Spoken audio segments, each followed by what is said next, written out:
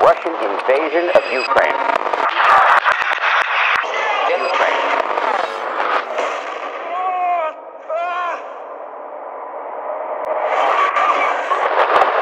Я не знаю, кто виноват, кто это все развязал. Будь они все прокляты, все люди, которые это затеяли. Что чувствуешь?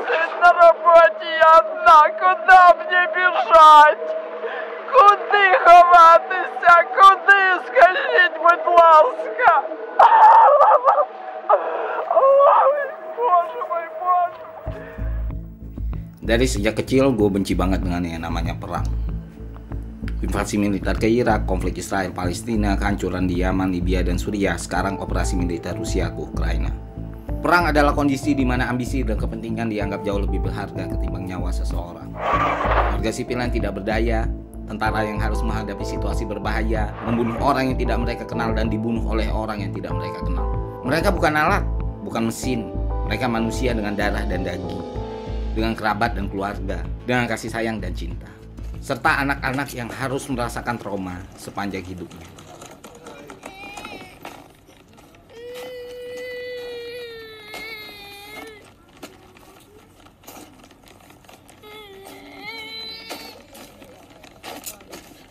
Inilah perang, kondisi di mana manusia secara gamblang menunjukkan wujud terendahnya. Jika meyakini hal ini adalah sebuah kebodohan, maka seumur hidup dianggap bodoh pun gue nggak masalah. Ketimbang harus membenarkan sebuah agresi, invasi, operasi, atau apapun sebutan yang kalian gunakan untuk menutupi sebuah kekejian. Karena bagi gue jelas, tidak ada satupun kepentingan dan alasan yang bisa ditukarkan dengan nyawa seseorang.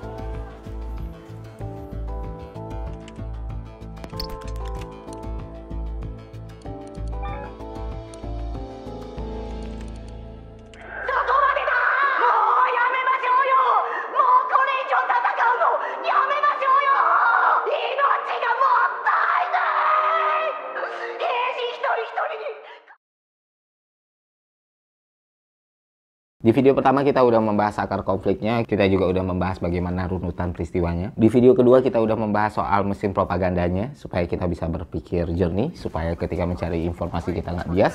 Dan di video ketiga ini kita akan membahas bagaimana perang ini akan berakhir. Dan jawaban atas pertanyaan tersebut ditentukan oleh satu orang manusia Rusia yang bernama Vladimir Putin. Untuk membaca segala kemungkinan yang bakal terjadi, kita harus terlebih dahulu mengenal siapa Vladimir Putin dan apa yang dia pikirkan. Karena setiap jawaban berasal dari pertanyaan. Karena setiap tujuan punya alasan. Dan untuk mengetahui apa yang selanjutnya akan terjadi, kita harus tahu dulu apa yang sudah terjadi. Dan untuk melakukannya gue nggak bisa setengah-setengah, Pak. Artinya gue nggak bisa menarik kesimpulan cuma berdasarkan dari satu video yang ada di lini masa, atau mengikuti satu serial tweet, atau membaca satu artikel. Semuanya harus komprehensif, karena gue nggak mau setengah-setengah, Pak. Karena kalau gue setengah-setengah, yang gue dapat juga bakal setengah-setengah doang. Mencari literatur yang kredibel untuk dijadikan rujukan, mempelajari sejarah untuk memahami masalah, dan mencari sumber yang memuat isi dan perkataan Vladimir Putin. Tidak hanya bulan ini, tidak hanya tahun ini, tapi dalam 2 dasawarsa ini. Gue berlangganan VPN Premium karena gue butuh akses untuk mendapatkan sumber dari berbagai sisi. Gue juga belajar di reviewnesia.com. Ini website spesialis hubungan internasional yang membantu gue untuk memahami masalah hubungan internasional, ekonomi, dan geopolitik. Sekedar informasi untuk anak-anak HI, website ini bakal berguna banget buat kalian untuk belajar karena artikelnya bagus-bagus so far yang gue lihat dan gue baca dan gue pelajari ya. Dan ke depan mungkin mereka akan menyediakan berbagai jenis layanan, berbagai jenis konten, beberapa jenis konsultasi yang mungkin bisa kalian manfaatkan secara maksimal. Dan semua hal gue lakukan untuk mendapatkan informasi yang komprehensif. Ini contohnya, ini buku Discovering the Soviet Union karya Mikhailov tahun 1965 yang menceritakan kurang lebih sejarah berdirinya Uni Soviet. Ada buku kumpulan pidato Vladimir Putin dalam bahasa Indonesia, diterjemahkan oleh Basir Muhammad Mansur Basalamah. Dan satu yang paling fundamental yang bisa menggambarkan bagaimana cara seorang Vladimir Putin melihat Ukraina adalah sebuah esai yang ditulis pada tahun 2021 yang dipublish di situs resmi Kremlin yang berjudul On Historical Unity of Russian and Ukrainians yang ditulis oleh Vladimir Putin. Dalam pembahasan di video ini, nggak mungkin kan gue bacain dari awal sampai akhir. Gue bakal bagi jadi 4 bagian dalam bentuk summary gitu. Jadi oke lah, mari kita mulai ke bagian pertama. Putin memulai esai ini dengan cukup keras, Pak. Dia menyatakan bahwa orang Rusia dan orang Ukraina itu satu kesatuan dengan dasar bahasa, agama, dan historical. Jadi setelahnya dia menjelaskan sejarah panjang antara Ukraina dan Rusia yang mana dimulai dari kerajaan Kievan Rus yang sempat kita bahas di video pertama. Putin menyiratkan bahwa ada bonding yang gak akan pernah bisa diputus antara Ukraina, Rusia, ataupun Belarus karena Kievan Rus ini. Karena dianggap satu nenek moyang, kedekatan agama, agama ortodoks, dan kedekatan dalam bahasa. Putin juga sempat mengatakan bahwa Ukraina itu berasal dari kata Okraina, yang kalau diartikan berarti Old Russia. Nah, Putin sumbernya dari mana? Kata dia mendapatkan informasi itu dari sebuah literatur di abad ke-12. Tapi nggak disebutin apa literaturnya, jadi gue juga nggak bisa mastiin sendiri. Dan kalau kalian mau mempelajari sejarah antara Rusia, Ukraina, kalian bisa nonton videonya Hipotesa yang sudah dibuat beberapa waktu yang lalu. Dan videonya sangat bagus, komprehensif, dengan visual yang wow, luar biasa. Daripada kita ngulang untuk ngejelasinnya, silahkan kalian langsung cek di videonya Hipotesa, linknya gue taruh di bawah juga. Это неотъемлемая часть нашей собственной истории, культуры, духовного пространства. Oke, bagian kedua. Putin di sini menjelaskan soal bagaimana Ukraina modern terbentuk, yang menurut Vladimir Putin itu dibentuk sama Bolshevik, partai penguasa Uni Soviet waktu itu yang berhaluan komunis. С того, что современная Украина целиком и полностью была создана Россией. Jadi menurut Putin, Ukraina modern yang kita kenal sekarang ini garis-garis batas digambar dan ditentukan oleh Bolshevik. Nah, bagaimana fakta sejarahnya? Kenyataannya adalah negara kesatuan Ukraina sebenarnya sudah berdiri dan menyatakan kemerdekaan sebelum tentara Bolshevik masuk, yaitu tahun 1917.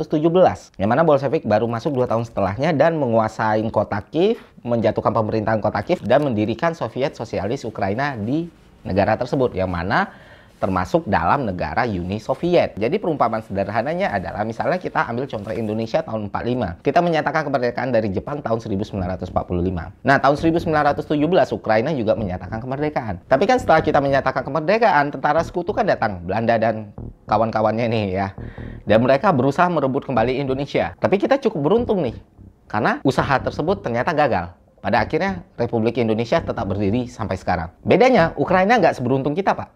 Setelah mereka merdeka, setelah mereka lepas dari perang saudara, lepas dari konflik, berusaha membangun negara kesatuan, Bolshevik datang. Akhirnya mencaplok Ukraina menjadi bagian dari Uni Soviet. Di bagian ketiga, Putin menjelaskan bagaimana Ukraina pisah dari Rusia, gitu. Tahun 91. Nah, di sini gue menemukan hal yang menarik sebenarnya. Karena di beberapa media dikatakan bahwa Putin tidak mengakui kemerdekaan Ukraina. Putin tidak mengakui Ukraina sebagai negara berdaulat. Di esai ini, Putin menjelaskan bahwa Ukraina boleh merdeka dan sah-sah saja merdeka dan silakan untuk merdeka. Secara langsung maupun tidak langsung mengakui bahwa negara Ukraina ada. Tapi Putin mengatakan bahwa ketika kamu mau pergi, ambillah sesuatu yang emang jadi milikmu. Nah, menurut Putin, ketika Ukraina merdeka, banyak wilayah yang seharusnya, menurut Putin ya, itu milik Rusia diambil sama Ukraina. Misalnya Donbas dan Crimea. Kalau kalian pelajarin bagaimana sejarah negara kesatuan Ukraina berdiri dan menyatakan kemerdekaan pada tahun 1917-an ya, itu ada 3 daerah pertama, Pak, yang menyatakan sebagai negara kesatuan Ukraina. Dan salah satu dari 3 daerah tersebut adalah Crimea. Dan setelahnya, itu kan daerah dikuasain Soviet.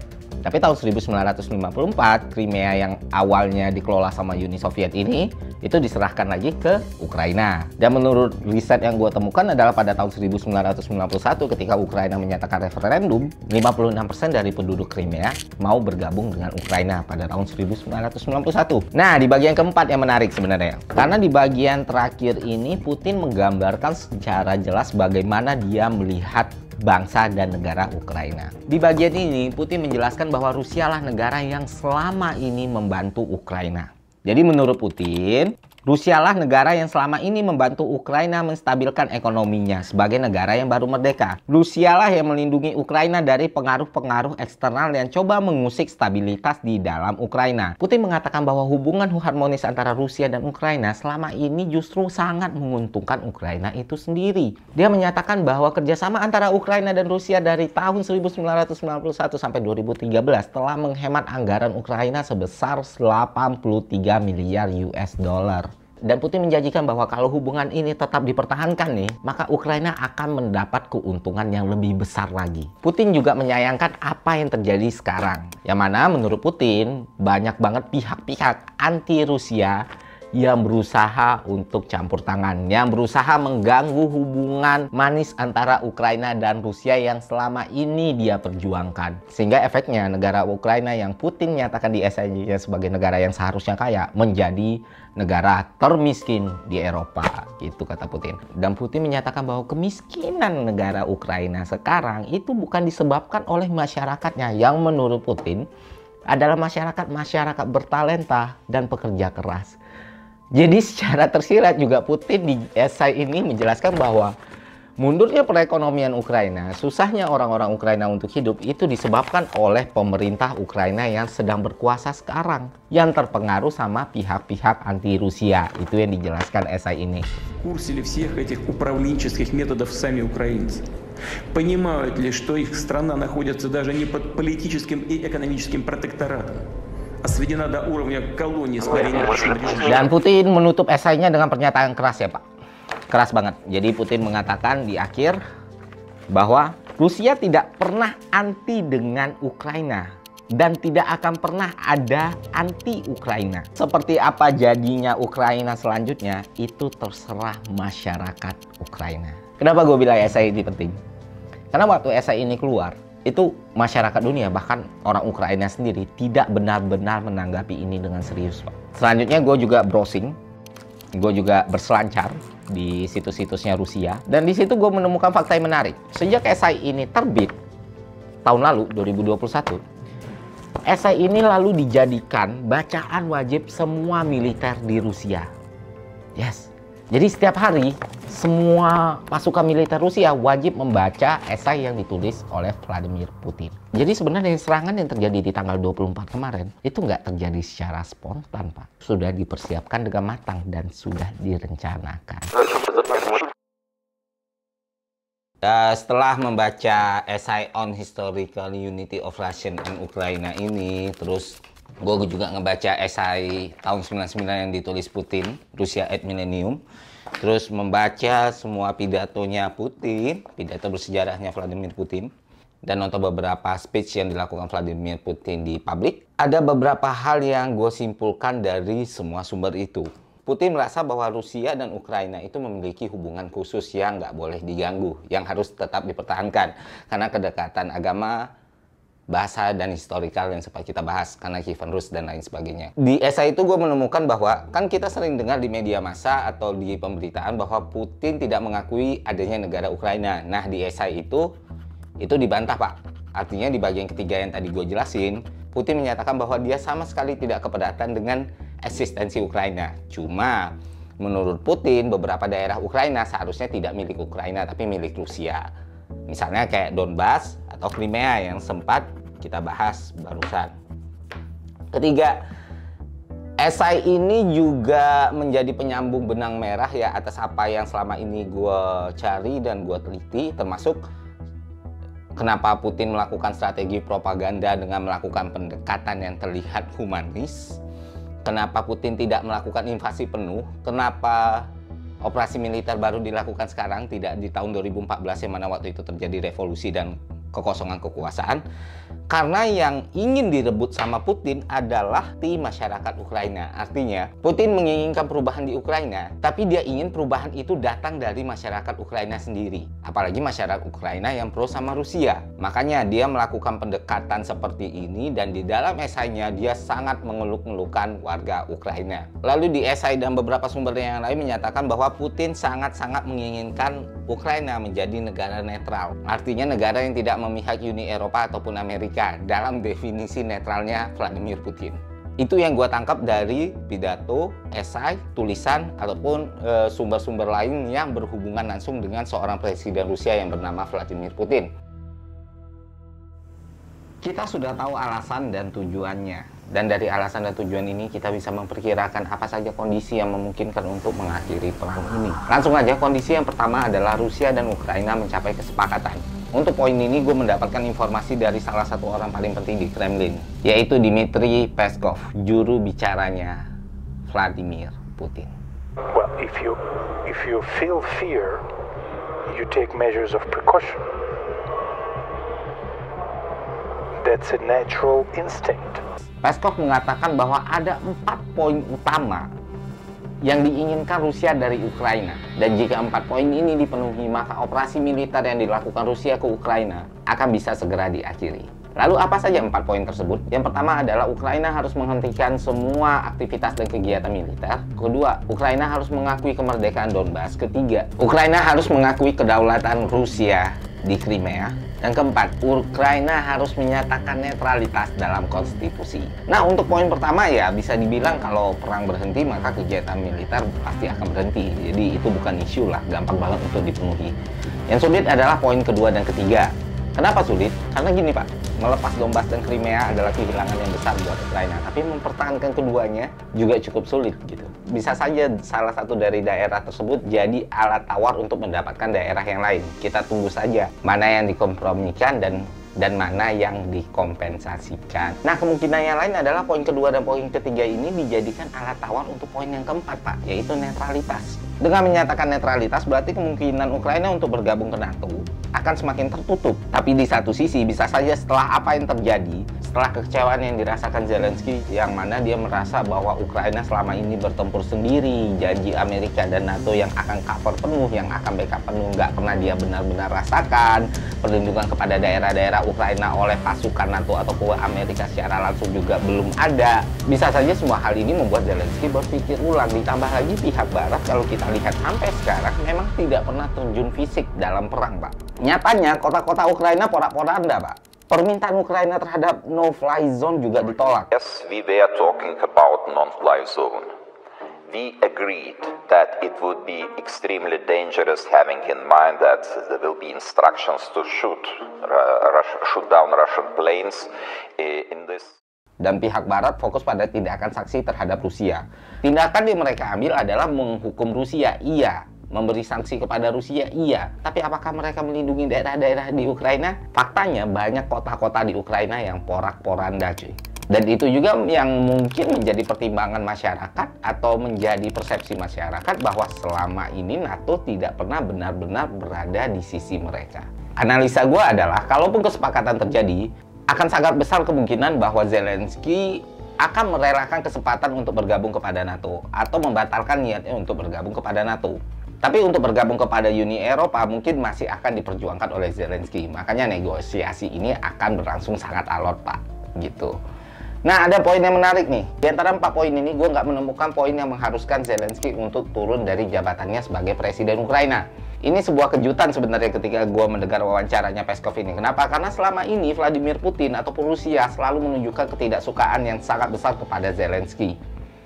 Dan beberapa kali menyatakan secara jelas ingin kalau Zelensky turun dari kursi Presiden Ukraina.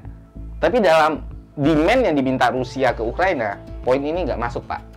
Hal ini jelas menambah daya tawar Rusia kepada Ukraina. Ya simpelnya kayak gini, Rusia pengen bilang ke Ukraina, ya udahlah Zelensky, kita sepakat aja, toh lu juga nggak kehilangan kursi presiden, manut aja jadi good boy gitu. Itu mungkin maunya Rusia kepada Ukraina.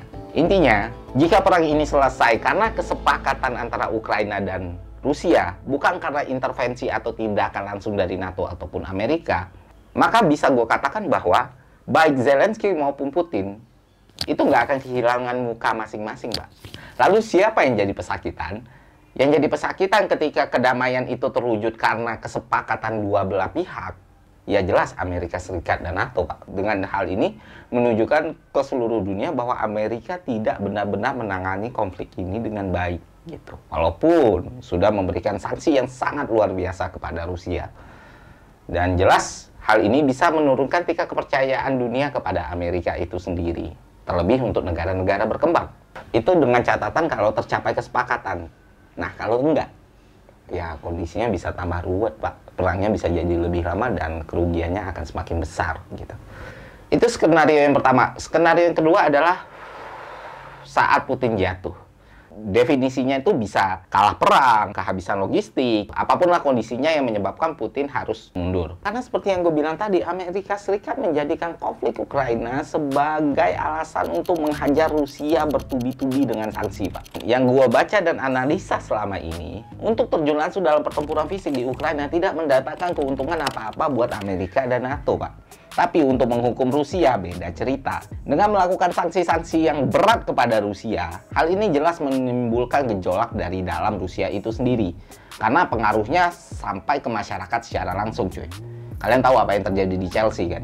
Kalian tahu kan final UCL sekarang nggak jadi di Rusia tapi dipindahkan ke venue lain. Dan berbagai sanksi lain yang emang merepotkan dan mempersulit masyarakat Rusia. Dan tentu ketidaknyamanan ini menimbulkan protes di dalam internal Rusia itu sendiri. Sudah banyak demo yang menghendaki Putin untuk menghentikan peperangan ini. Dan kalau semakin dibiarkan, maka semua propaganda yang Putin lakukan, seperti yang kita bahas di video kedua, itu semakin tidak efektif, Pak. Karena semakin lama, masyarakat Rusia tahu apa yang sebenarnya terjadi di Kiev, yang selama ini berusaha ditutup-tutupi oleh pemerintah Rusia kepada masyarakatnya. Конец сегодняшнего эфира.